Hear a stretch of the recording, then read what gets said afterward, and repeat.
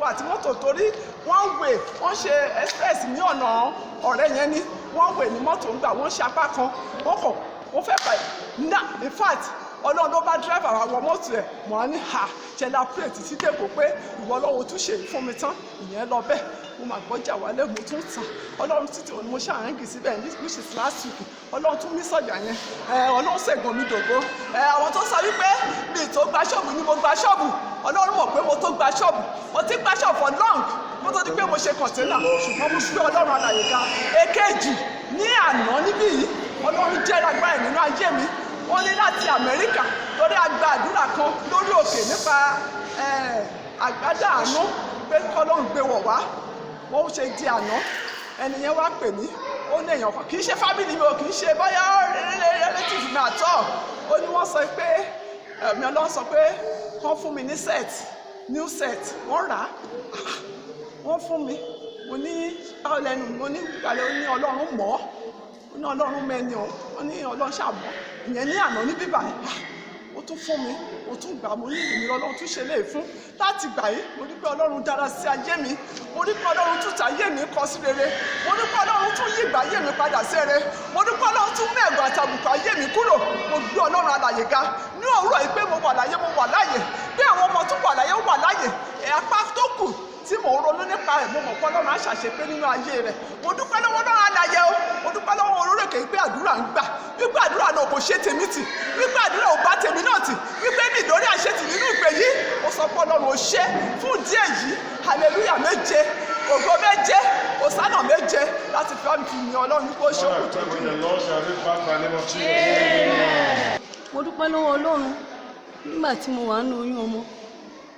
gbà tó kù díẹ̀ tí tá parí January tá parí prayer January bá ṣe parí prayer January ọjọ́ gan tá parí ẹ̀ Saturday mọ́jú Sunday mo wá rí pé mo bẹ̀ sí ní rí omi ńlá ní oyún oṣù méje dọ́tọ̀ yẹn wá ní wọ́n máa gbé ọmọ yẹn jáde bàbá ní rárá pé wọn ò gbọdọ̀ gbé ọmọ yẹn jáde so bàbá ṣe ní wọn ò gbọdọ̀ gbé ọmọ yẹn jáde bàbá wa ní wọn ò gbọdọ̀ gbé ọmọ yẹn jáde pé ìjẹ́ kó máa pray màá wá máa lọ sí hospital màá máa gba injection bàbá wa ní kí n má gba anything mọ́ pé iṣẹ́ tó pé àṣepé lọ́nà máa fi iṣẹ́ ayé mi ṣe mo ṣáà nígbàgbọ́ mo wá dúpẹ́ lọ́wọ́ Ọlọ́run ìgbà tó wá di ikú díẹ̀ tí màá bímọ ó wá ọjọ́ Thursday yẹn mọ́jú Friday mo wá rí pé lójú oorun mo wá sùn bí mo ṣe wá sùn mo wá rí obìnrin àgbàlagbà yẹn tó mú mi dání bó ṣe wá ń mú mi lọ ó wá ń ṣe kò tán fún mi bí báyìí pé ṣe kò tán lẹ́yìn mi ó yẹ sọ fún mi yẹn for the first time tí mo kọ́ máa rí bàbá lójú oorun bàbá kò ṣe yọ sí mi nìyẹn bàbá wa já ọwọ́ mi gbà lọ́wọ́ rúmà yẹn pé ọmọ gbogbo àgùntàn tó bá ti kó sí òun lọ́wọ́ pé kò sí ohunkóhun tó máa gbà wọ́n lọ́wọ́ àwọn ẹ̀rù bà mí mo ṣe rí bàbá bẹ̀ tí ẹ̀wọ̀n mo ṣe rí wọn yẹn pé èèyàn tí mo mọ̀ ọkàn mi balẹ̀ bàbá máa tají síbì yìí ó wá ti lọ sí passes bàbá bọ́ síta mú ní tọ́kì ńlá kan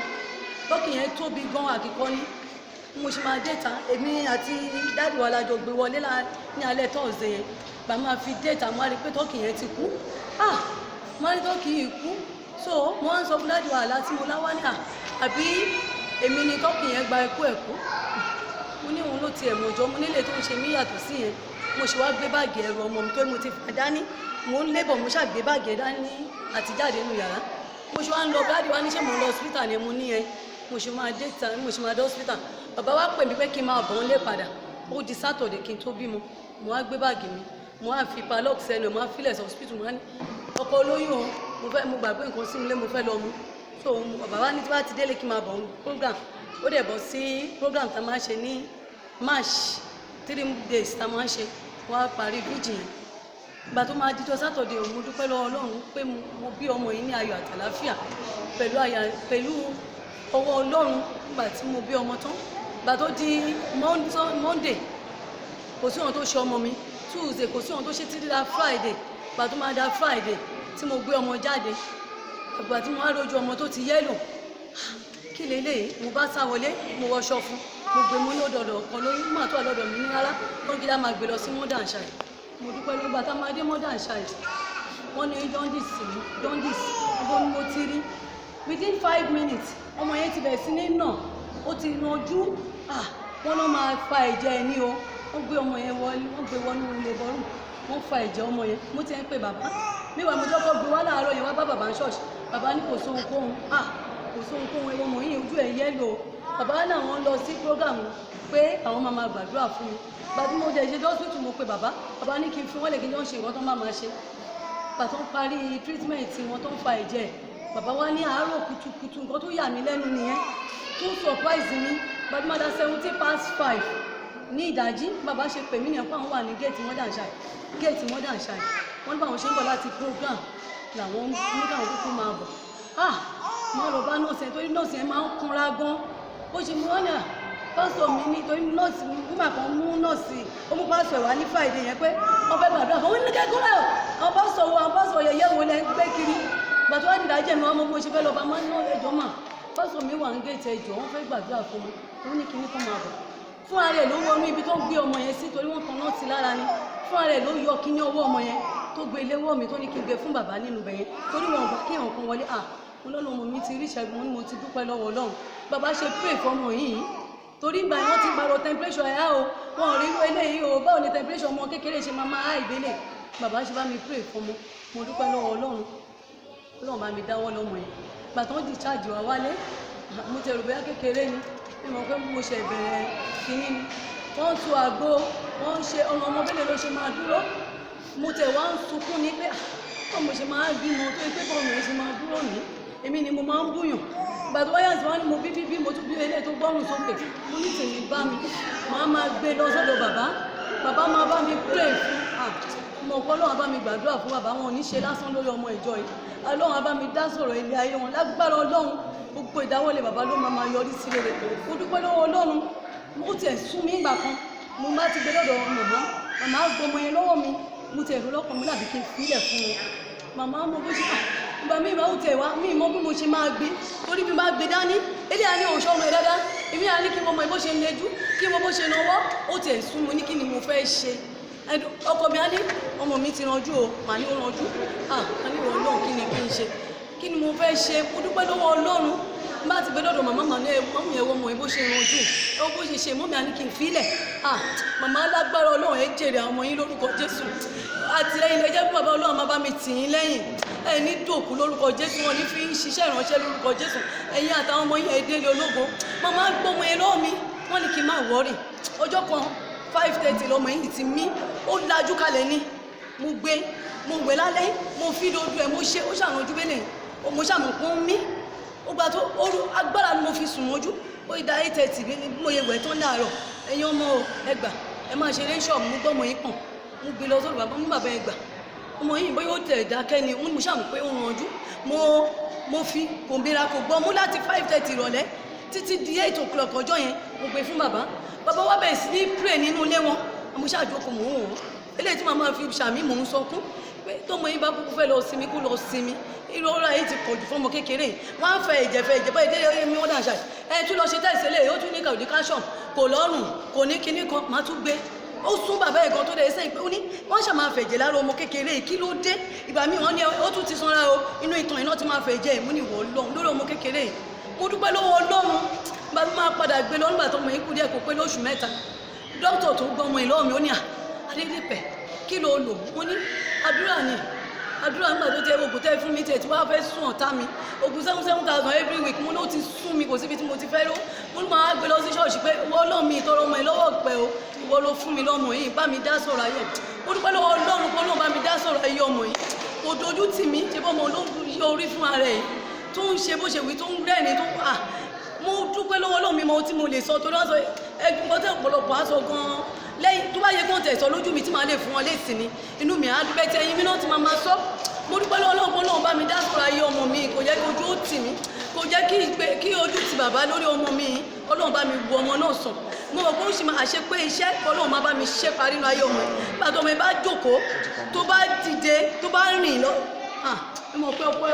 ọpẹ́ mi bọ̀ wájú máa gbé Ọlọ́run ga nínú ìjọ yìí mo dúpẹ́ pé mi ò ṣìjọ ya o pé báyìí pé mo ṣìjọ ya ní bóyá ọmọ yìí bá ti padà mo dúpẹ́ lọ́wọ́ Ọlọ́run pé Ọlọ́run bá mi ṣe ó bá mi dán ọmọ yìí sí ó fún mi. ọba tó dára sí ilé mi, ọba tó dì mí tó jẹ́ aláàbò lórí ayé mi, mo darí gbogbo ọpẹ́ àti ògo sí because mo ń wò ó orí pé ọlọ́run pè àríjẹ ló tó fún ayé mi because mo ti oríṣiríṣi ọ̀nà àwọn ibi tí mo ti sá sí tẹ́lẹ̀ kí tó wá síwájú ọlọ́run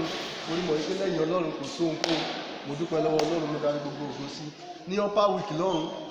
mo wá sí church láàárọ̀, mo ṣe dé church nìyẹn wọ́n kọ́ pè mí láti lé ni wọ́n láwọn ti pe nọ́mbà mi láti òru pé ìkan lára àwọn àbúrò mi pé wọ́n ti ń wálé láti ìrọ̀lẹ́ àná pé wọn ò rí. Kí ló ṣẹlẹ̀? mo ṣáà wọlé, mo máa lọ bá bàbá nínú ẹ̀, mo ní bàbá mo ní kankan báyìí ló ń ṣẹlẹ̀, bàbá náà wá pè lórí ẹ̀, ọkàn mi ṣáà dàrú, màá jáde lọ màá tún wọlé. Kí ló lè ṣẹlẹ̀? Ṣé kò ṣe pé bóyá ó kidnap ẹ̀ àbí ẹ̀mí à ń sọ pé wọn ò kidnap ẹ̀. So ó dáhà ṣọ́ọ̀ṣì yẹn lọ́la ṣáwà ní Sunday yẹn wọ́n wá pè mí padà, wọ́n wá ní pé wọ́n lára pé àwọn SARS Adó pé wọ́n kó àwọn kidnapper kan láti area ọ̀nà Adó pé wọ́n kó wọn lọ sí ẹ̀kọ́tà ládó pé àwọn kidnapper àbúrò mi ò lè ṣe kidnapper. Wọ́n wojú àwọn tí wọ́n kó tó bá tẹ̀ wà lára wọn pé ẹni yóò ṣe ara wọn ni. Mo ṣáà mú àwọn gbogbo available way tí mo lè gbà, mo ṣáà ní pé mi ò ní lọ sádó, màá tí lọ bá bàbá ṣáà ní àwọn pray nípa ẹ̀ pàdé. Mo ṣáà ọjọ́ kìíní ọjọ́ kejì ọjọ́ kẹta so wá di pé mo ṣáà pé ìkan lára àbúrò mi wá ní kó lọ sọ́run. So ìyẹn wá lọ nígbà tó dán wọn ní pé wọ́n kidnap èèyàn, pé àwọn tó kidnap wọn kó wọn dúró pé kò pẹ́ tí ó gbé machine tó náà fẹ́ gbàbẹ̀ kọjá ẹnìkan ló dẹ̀ lọ́ba pé kó wá gbé wọn ṣe lọ́ọ̀kì wọn sínú sẹ́ẹ̀lì yẹn. A ṣáà ń pray, màá ti sọ fún bàbá tún pray, bàbá ní wọ́n á release ẹ̀, ó ní ṣùgbọ́n wọ́n á gbowó. Bàbá ti ṣe díẹ̀ màá tún pray, bàbá ṣáà ń pray wọ́n pray. So nígbà tí àbúrò mi tó wà ní àpùn bá wà lọ bẹ̀, nígbà tó máa débẹ̀ so wọ́n wá ní kó wá mú 2000 wá kó lè fi mú jáde ní sẹ́ẹ̀ pé kó lè gbóúnjẹ fún lásán. Kí ló lè tó yẹn? Mo ṣáà wá pàtí mo délé, ẹ̀mí yẹn wá ní kí n orí fóònù mi pé màá rí nọ́mbà CB budget nílẹ̀ pé kí n pè é pé máa yẹn ó ṣe kó léwo kó wà láàrin environment. Mo ṣáà wá nọ́mbà ìmọ̀ wá pè é, máa ní sàmúhà nìkan bábá ló ṣẹlẹ̀. Ó wá ní Adó nù wá ní police station gbogbo lọ́wọ́ wà ládó, ó ní kó find out kí n sẹ́ẹ̀dì nọ́mbà àwọn tó wà ládó sí wọn kó gẹ̀ẹ́tì tó ṣì pẹ̀lú pé òun á débẹ̀. Wọ́n ṣáà tí wọ́n ṣe gẹ̀ẹ́tì ẹni ẹ wá lọ síbẹ̀, ó wá ní kó release ẹ̀ fún wọn. Ó wá ní láyéláyé pé kidnapper ni, pé kéèsì kidnapper lọ fi rope wọn pé wọ́n kidnap ni. So a ṣáà wà lórí ẹ̀ fún dídí 12 days. So wọ́n release ẹ̀. So mo ṣáà ní àárọ̀ Wednesday last week, so mo ṣáà wà nílé, bàbá ṣáà dé wọ́n pè mí, wọ́n ṣáà pray fún mi, wọ́n ní wọ́n release ẹ̀. So ojú 5 minutes prayer tó pray fún mi, àbúrò mi yẹn pè mí, ó ní wọ́n sọ pé ká lọ wá 130,000 wá. Máa ní owó kíni èyí ṣáà ó fẹ́ máa kọ́ra lórí fóònù nígbà pé ní olóbẹ̀ pé 130,000 mo dẹ̀ wá ní òkè tó bá ti rí bẹ́ẹ̀ jẹ́ ká wá miss. So àṣà wá miss lọ́jọ́ ìwọ́n wá release ẹ̀,